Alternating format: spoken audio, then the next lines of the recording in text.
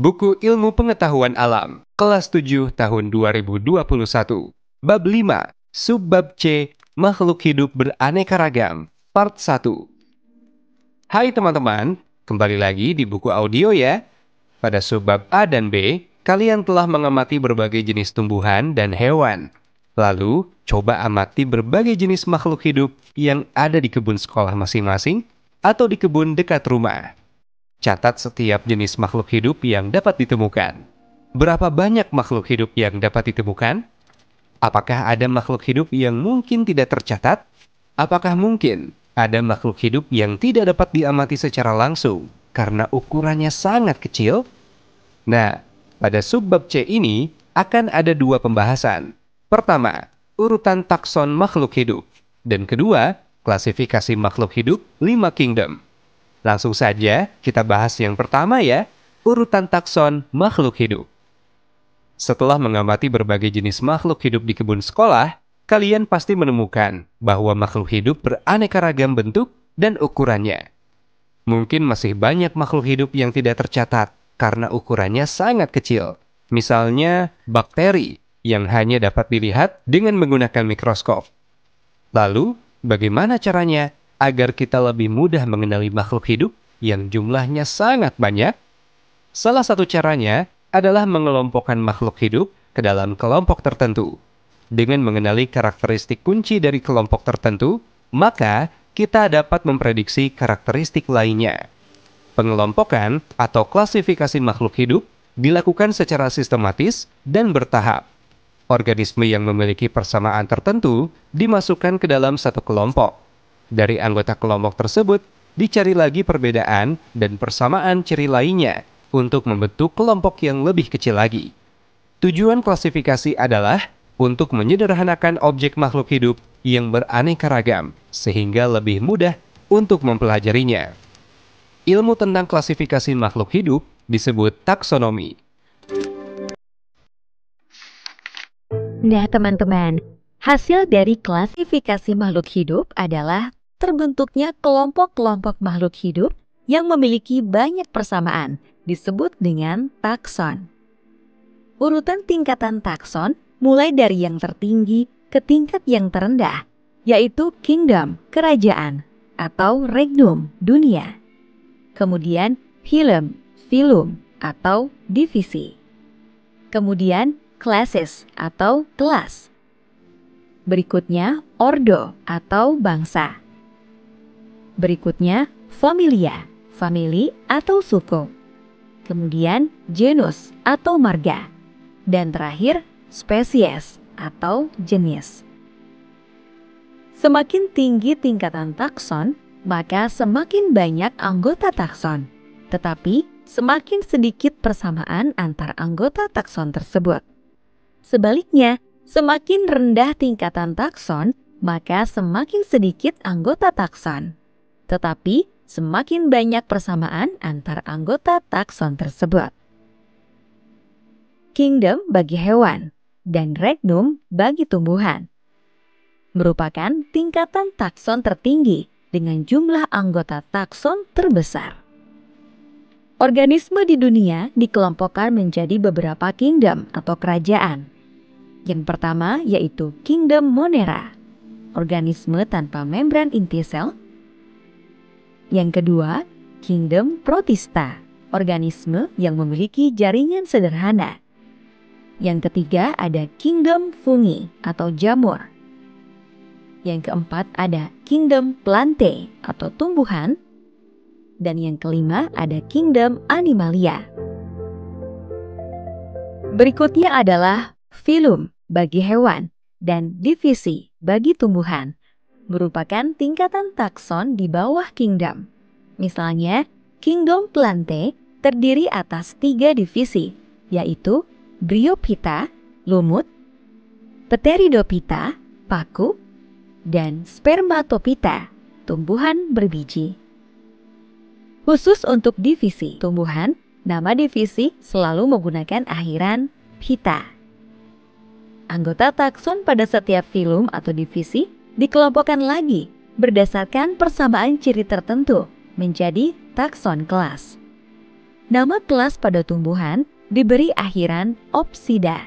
Misalnya tumbuhan berbiji tertutup atau Angiospermae memiliki dua kelas, yaitu Magnoliopsida atau dikotil dan Liliopsida atau monokotil.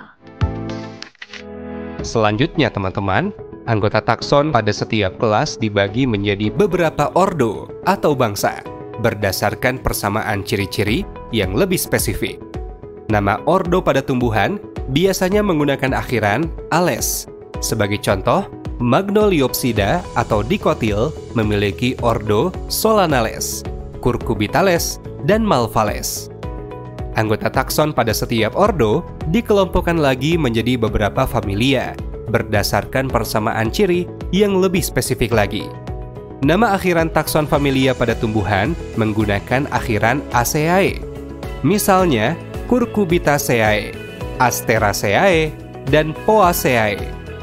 Adapun pada hewan, takson familia memiliki akhiran idae. Misalnya, Felidae, Canidae, dan Homonidae. Anggota takson setiap familia dikelompokkan lagi menjadi beberapa genus berdasarkan persamaan ciri yang lebih khusus. Kaidah penulisan nama genus yaitu huruf pertama ditulis kapital dan dicetak miring atau di garis bawah. Sebagai contoh, jagung atau zea dan padi atau oriza. Spesies adalah takson yang paling rendah dan paling banyak memiliki persamaan. Suatu organisme dikatakan satu spesies dengan organisme lainnya jika dikawinkan dapat menghasilkan keturunan yang fertil. Tata nama penulisan spesies menggunakan aturan binomial nomenklatur. Penulisan nama spesies terdiri atas dua kata Latin. Kata pertama menunjukkan genus, kata kedua menunjukkan nama spesifiknya. Dicetak miring atau di garis bawah terpisah. Sebagai contoh, penulisan yang benar untuk bunga mawar adalah Rosa sinensis. Pada organisme satu spesies, terkadang masih ditemukan perbedaan ciri yang sangat jelas, sangat khusus, atau bervariasi, sehingga disebut varietas. Penulisan varietas dicetak miring atau garis bawah terpisah, misalnya Zea mays var tunicata. Jika pada bidang pertanian, varietas disebut dengan kultivar, dan penulisannya cukup diberi tanda petik, misalnya Zea mays tunicata. Selanjutnya, simak fakta sains menarik berikut ya. Fakta sains. Carolus Linnaeus, Bapak Taksonomi. Lahir pada tanggal 23 Mei 1707, hidup hingga 10 Januari 1778. Menjadi peletak dasar penamaan dan pengelompokan organisme, serta penggagas teori organ reproduksi pada tanaman. Karya utamanya, Systema Naturae, terbit dalam rentan 35 tahun, sekitar tahun 1735 hingga 1770. Mencakup standarisasi pada lebih dari 15.000 spesies.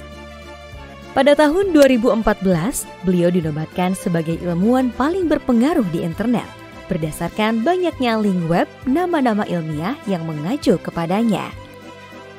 Linnaeus merupakan orang pertama yang mengklasifikasikan manusia modern ke dalam genus Homo dengan spesies Sapiens.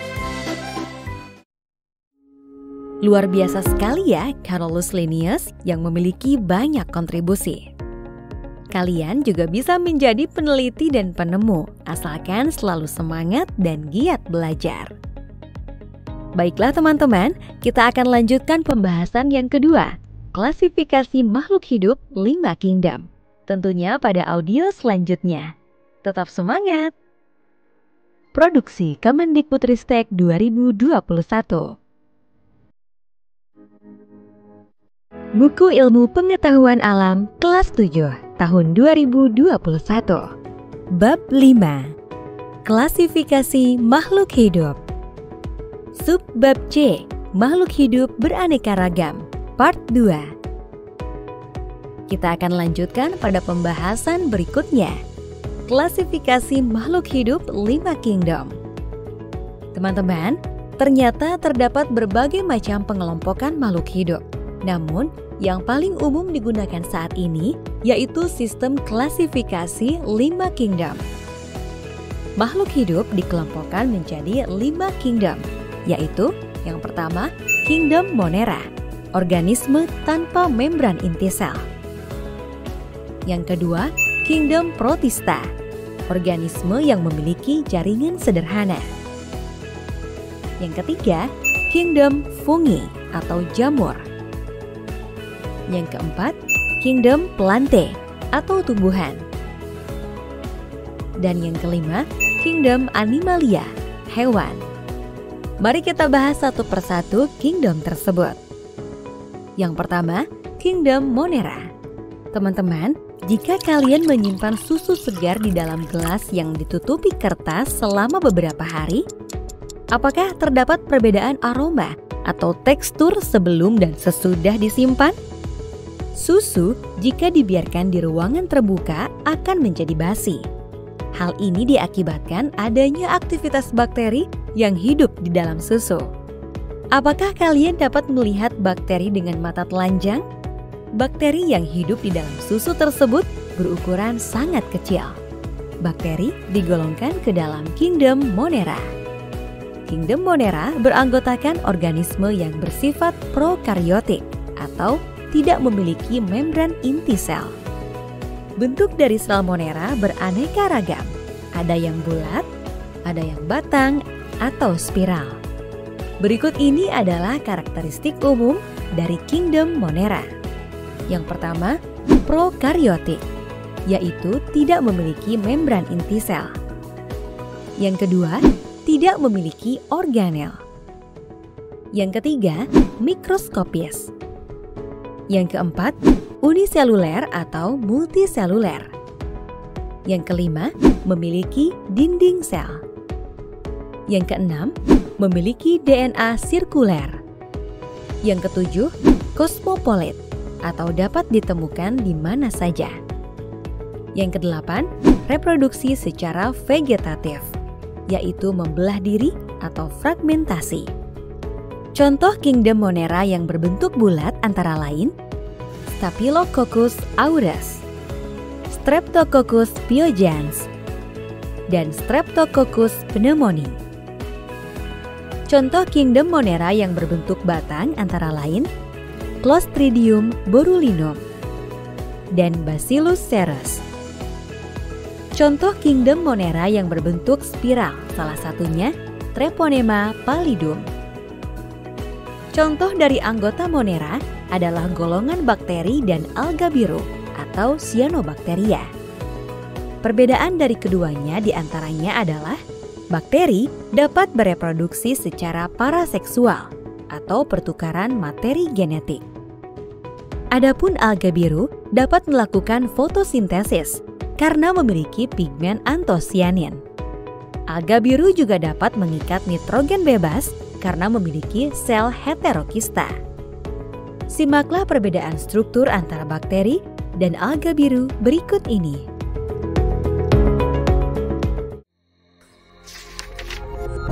Teman-teman, mari kita berimajinasi. Anggap saja kita sedang mengamati dengan mikroskop untuk dapat mengetahui bagian-bagian dari struktur sel bakteri.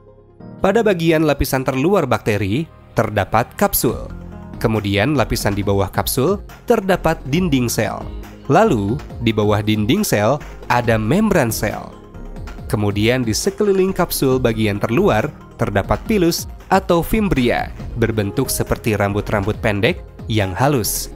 Kemudian di bagian kapsul juga terdapat flagella berbentuk seperti ekor yang jauh lebih panjang dari pilus atau fimbria. Kemudian di dalam membran sel terdapat badan inklusi, plasmid, ribosom, dan kromosom. Selanjutnya, bagaimana dengan struktur pada alga biru? Bagian terluar alga biru terdapat lapisan lendir.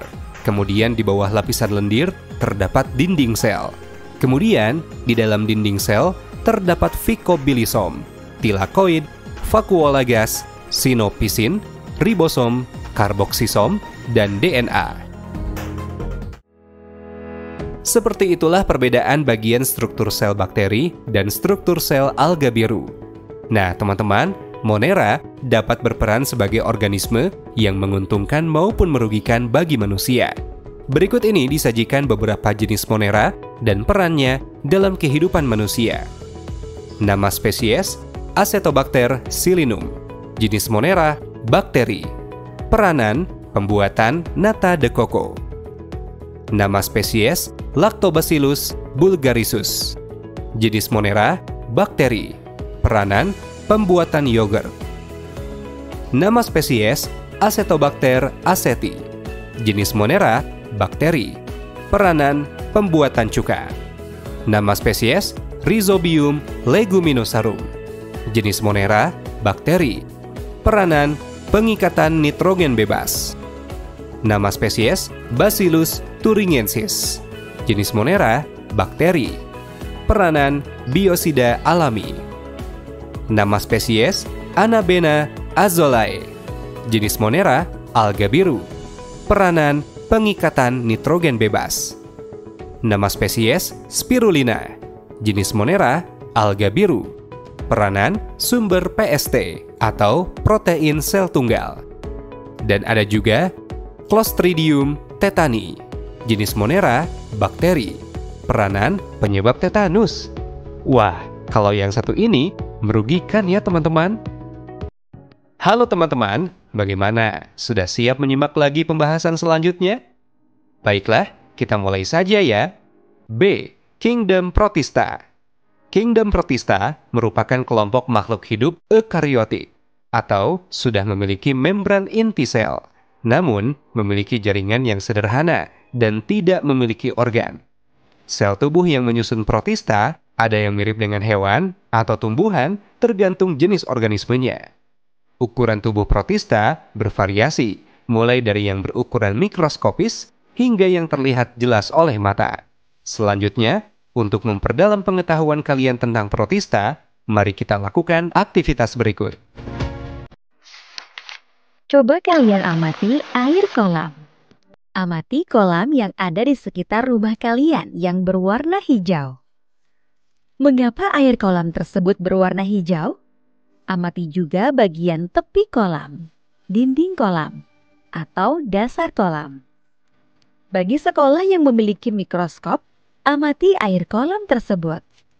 Adakah organisme yang mirip tumbuhan terlarut di dalam air kolam tersebut? Adakah organisme berwarna hijau yang menyerupai benang halus di tepi atau dasar kolam? Adakah organisme lain yang bergerak di dalam setetes air kolam saat diamati dengan menggunakan mikroskop? Bagaimana bentuk organisme yang menyerupai benang tersebut di bawah pengamatan mikroskop? Presentasikan pengamatan kalian dalam berbagai bentuk media kreatif. Kalian dapat melakukan aktivitas pengamatan ini bersama teman ya, agar dapat saling membantu dan belajar menjadi lebih seru. Berdasarkan aktivitas mengamati kolam, mungkin kalian dapat menemukan makhluk hidup yang termasuk protista. Protista dibagi menjadi 3 kelompok, yaitu protista mirip hewan, disebut protozoa, protista mirip tumbuhan, disebut alga atau ganggang, dan protista mirip jamur. Protista mirip hewan atau protozoa tersusun atas satu sel atau uniseluler. Contohnya, Plasmodium, Amoeba proteus, Trypanosoma gambiense, dan Paramecium caudatum. Struktur sel protozoa tidak memiliki dinding sel dan bersifat heterotrof. Kemudian, protista mirip tumbuhan atau alga atau ganggang bentuknya menyerupai tumbuhan, namun tidak memiliki organ akar, batang, dan daun. Ukuran protista mirip tumbuhan mulai dari yang ukurannya mikroskopis sampai dengan yang terlihat jelas dengan mata. Contoh protista mirip tumbuhan yaitu golongan rumput laut seperti Gracilaria, Gelidium, Euchema, dan Spirogyra. Protista mirip tumbuhan, memiliki dinding sel dan mampu berfotosintesis karena memiliki pigmen fotosintesis. Protista mirip jamur memiliki dinding sel dan bersifat heterotrof dengan cara menguraikan atau menelan zat makanan. Protista mirip jamur meliputi jamur air dan jamur lendir. Contoh protista mirip jamur adalah Phytophthora infestan dan Saprolegnia. Setiap makhluk hidup yang ada di dunia tentu saja memiliki peranan. Berikut ini adalah beberapa peranan protista dalam kehidupan. Nama spesies, Trypanosoma gambiense. Jenis protista, protozoa. Peranan, penyebab penyakit tidur. Nama spesies, Plasmodium malariae. Jenis protista, protozoa. Peranan, penyebab malaria. Nama spesies, Gelidium sp. Jenis protista, alga. Peranan, bahan agar-agar. Nama spesies, Gracilaria. Jenis protista, alga. Peranan, bahan agar-agar. Nama spesies, Spirogyra sp. Jenis protista, alga. Peranan, pakan ikan. Nama spesies, Saprolegnia sp. Jenis protista, protista mirip jamur. Peranan, parasit pada ikan. Nama spesies, Phytophthora infestan. Jenis protista, protista mirip jamur. Peranan, parasit tanaman kentang atau tomat. Selanjutnya, C. Kingdom fungi. Pernahkah kalian memakan jamur? Apakah jamur lebih mirip tumbuhan atau hewan? Mengapa jamur tidak dikelompokkan ke dalam kerajaan tumbuhan? Bagaimana caranya jamur hidup? Jamur mirip dengan tumbuhan, tetapi tidak dapat melakukan fotosintesis. Struktur tubuh jamur ada yang uniseluler, berupa benang dan memiliki bentuk tertentu yang dapat dilihat oleh mata kita. Jamur hidup dengan cara menguraikan senyawa organik menjadi anorganik. Selain itu, beberapa jamur juga hidup parasit pada organisme lainnya. Organisme yang digolongkan ke dalam kingdom fungi atau jamur memiliki ciri eukaryotik. Sel berupa hifa atau benang, dinding sel terbuat dari kitin, tidak memiliki kloroplas, serta dapat menghasilkan spora untuk perkembangbiakan. Bentuk jamur bervariasi dan memiliki warna yang beragam. Peranan jamur di dalam ekosistem adalah sebagai pengurai atau dekomposer. Jamur dapat menguraikan senyawa organik menjadi senyawa anorganik. Jamur juga dapat hidup sebagai parasit pada makhluk hidup lainnya. Berikut adalah peranan jamur dalam kehidupan manusia. Yang pertama, Rhizopus oryzae, bermanfaat untuk pembuatan tempe. Yang kedua, Saccharomyces cerevisiae, bermanfaat untuk pembuatan tape dan minuman beralkohol. Yang ketiga, Aspergillus oryzae, untuk pembuatan sake.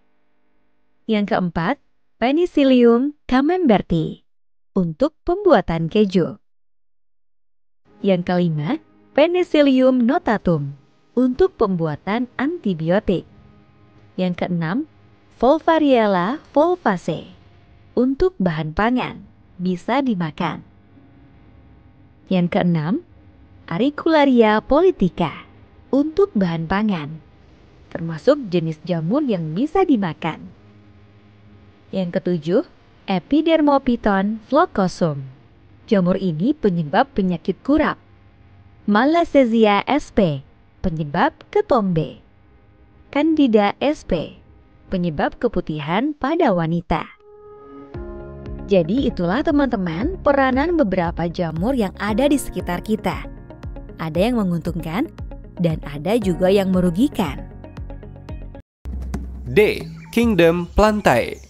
Organisme yang digolongkan ke dalam Kingdom Plantae memiliki karakteristik eukaryotik, berdinding sel, memiliki kloroplas, jaringan terdiferensiasi menjadi organ akar, batang, dan daun. Kingdom Plantae, atau lebih dikenal dengan nama tumbuhan, berperan sebagai produsen. Tumbuhan dapat melakukan fotosintesis dan menyediakan makanan bagi organisme lainnya. Selanjutnya, untuk memperdalam pengetahuan kalian tentang Plantae, lakukan aktivitas berikut ini. Aktivitas Ayo Mengidentifikasi. Aktivitas kali ini berjudul Identifikasi Tumbuhan. Ambillah 10 spesimen tumbuhan yang ada di sekitar rumah atau sekolah. Amati karakteristiknya sesuai kriteria berikut. 1. Berilah label setiap spesimen tumbuhan. Misalnya tumbuhan A, B, C, D, dan seterusnya. 2. Apakah berspora atau berbiji? 3. Jika tumbuhannya berspora, apakah terdapat struktur daun muda menggulung atau tidak? Jika tidak terdapat struktur daun muda menggulung, maka termasuk lumut. Akan tetapi, jika terdapat struktur daun muda menggulung, maka termasuk paku. 4. Jika tumbuhannya berbiji, apakah dapat berbunga atau tidak dapat berbunga sepanjang hidupnya? Jika dapat berbunga, termasuk angiospermae. Namun, jika tidak dapat berbunga serta terdapat strobilus, maka termasuk gymnospermae. 5. Jika tumbuhannya dapat berbunga, apakah memiliki tulang daun menyirip, mencari, atau sejajar? Jika memiliki tulang daun menyirip atau mencari, maka termasuk dikotil. Namun, jika memiliki tulang daun sejajar, maka termasuk monokotil. 6. Apa ciri lainnya yang dapat kalian amati dari tumbuhan yang termasuk ke dalam dikotil atau monokotil? Jelaskan berdasarkan pengamatan kalian ya. Berdasarkan aktivitas tadi, kalian akan menemukan fakta bahwa tumbuhan berkembang biak dengan menghasilkan spora atau biji. Tumbuhan yang berkembang biak dengan spora yaitu kelompok lumut dan paku. Adapun tumbuhan yang berkembang biak dengan biji terdiri atas 2 kelompok, yaitu tumbuhan berbiji terbuka atau gymnospermae dan tumbuhan berbiji tertutup atau angiospermae. Tumbuhan berbiji tertutup berdasarkan keping bijinya dibagi menjadi 2, yaitu tumbuhan dikotil dan monokotil. Berikut adalah contoh anggota kingdom Plantae, tumbuhan lumut, tumbuhan paku, gymnospermae, dan angiospermae. Selanjutnya, E. Kingdom Animalia. Makhluk hidup yang termasuk ke dalam kerajaan hewan mungkin paling mudah dikenali karena bergerak dengan jelas. Namun, ada juga hewan yang seumur hidupnya menempel, tidak berpindah tempat. Organisme yang digolongkan ke dalam kingdom Animalia memiliki karakteristik eukariotik, tidak memiliki dinding sel, multiseluler, heterotrof, dan secara umum dapat berpindah tempat dengan jelas. Ukuran hewan bervariasi, dari yang berukuran mikroskopis sampai dengan yang berukuran sangat besar.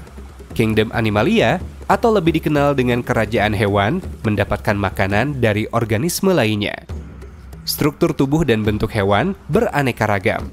Struktur tubuh hewan yang paling sederhana adalah golongan Porifera, yang menempel di dasar lautan. Adapun struktur hewan yang paling kompleks terdapat pada golongan Chordata.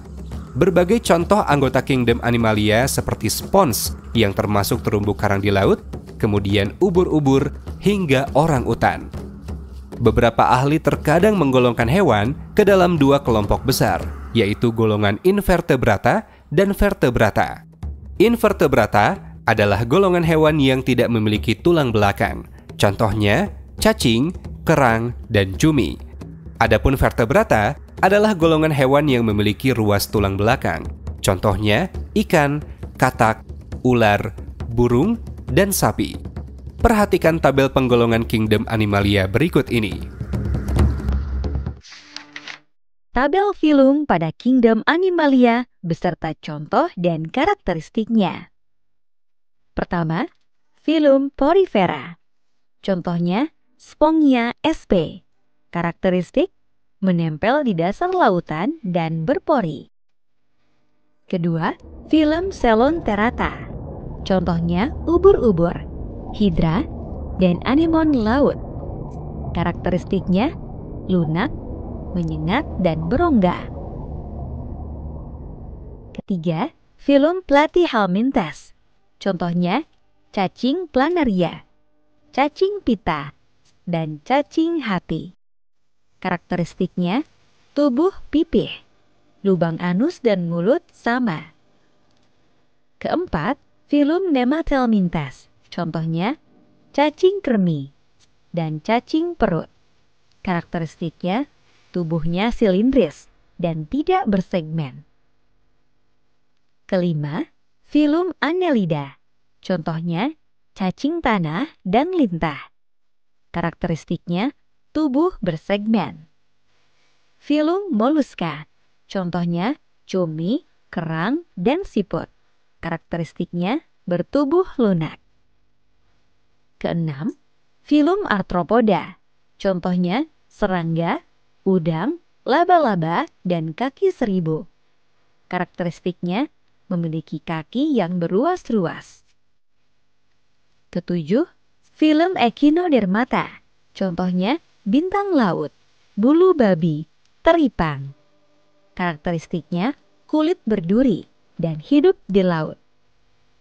Kedelapan, filum Chordata, contohnya ikan, katak, ular, burung, dan sapi. Karakteristiknya memiliki tali saraf di punggung dan sebagian memiliki tulang belakang. Bagaimana teman-teman? Apakah kalian senang mempelajari 5 macam kingdom?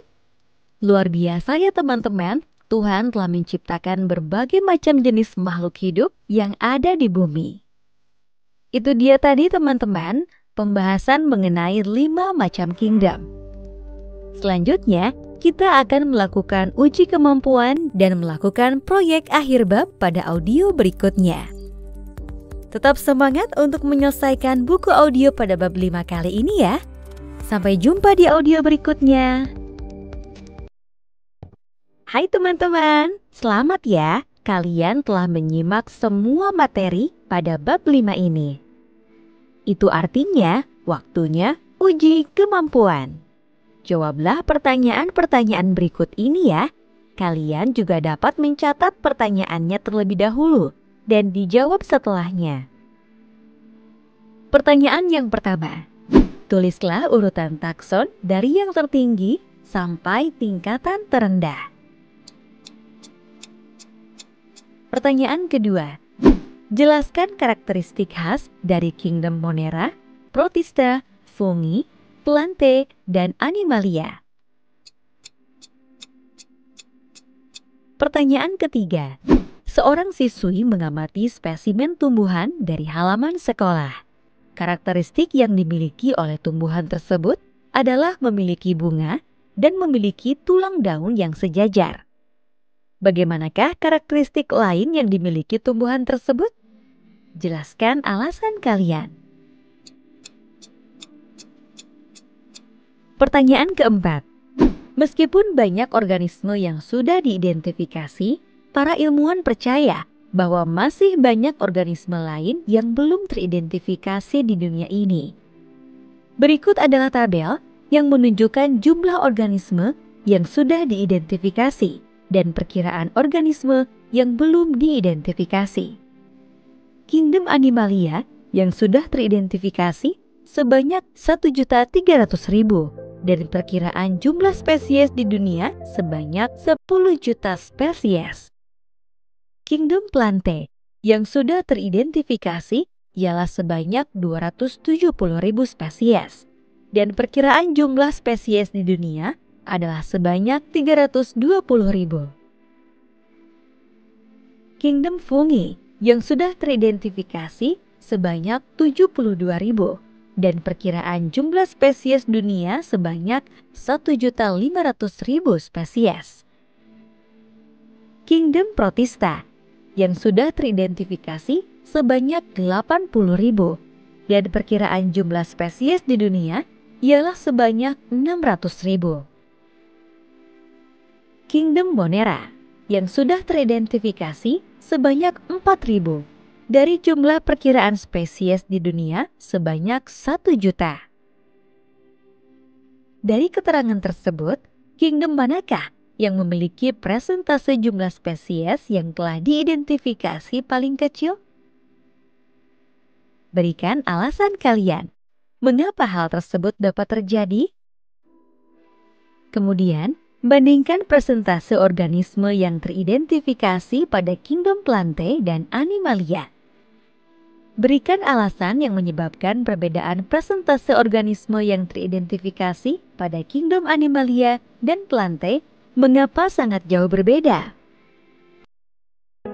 Setelah kalian menguji kemampuan, untuk mengakhiri bab ini, tentunya kita harus mengerjakan proyek akhir bab.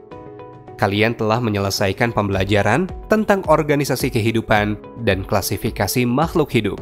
Selanjutnya, untuk memperdalam pengetahuan dan keterampilan tentang klasifikasi makhluk hidup, kalian akan melakukan sebuah proyek sederhana terkait klasifikasi makhluk hidup. Ikuti langkah-langkah berikut ini. 1. Buatlah kunci klasifikasi atau kunci determinasi untuk tumbuhan yang ada di sekitar sekolah kalian secara berkelompok. 2. Tukarkan kunci klasifikasi yang sudah dibuat dengan kunci klasifikasi yang dibuat kelompok lainnya. 3. Berikan masukan terhadap kunci klasifikasi yang dibuat oleh kelompok lainnya. 4. Gunakan kunci klasifikasi yang dibuat kelompok lain untuk mengidentifikasi tumbuhan yang ada di lingkungan sekolah. Apakah kunci klasifikasi tersebut dapat digunakan untuk mengidentifikasi tumbuhan di sekitar sekolah? 5. Kumpulkan kunci klasifikasi yang sudah diperbaiki kepada guru beserta laporan sederhana hasil identifikasi tumbuhan di lingkungan sekolah. Jangan sungkan untuk meminta bantuan teman atau guru ya, jika kalian kesulitan mengerjakan proyek ini. Setelah menyelesaikan proyek terkait klasifikasi makhluk hidup, jangan lupa untuk merefleksikan proses pengerjaan yang sudah kalian lakukan. 1. Keberhasilan apa yang sudah kalian capai? 2. Adakah hal yang menurut kalian perlu diperbaiki? 3. Hal baru apa yang kalian pelajari dari proses pengerjaan proyek terkait klasifikasi makhluk hidup di atas? 4. Identifikasikan keterampilan sosial dan spiritual yang telah kalian dapatkan setelah mempelajari bab ini. Selamat! Kalian telah mempraktikkan cara kerja ilmuwan dalam membuat kunci klasifikasi makhluk hidup. Kalian juga sudah belajar tentang karakteristik makhluk hidup dan membuktikannya. Kalian akan terus berlatih menggunakan cara penyelidikan seperti ini pada bab-bab selanjutnya.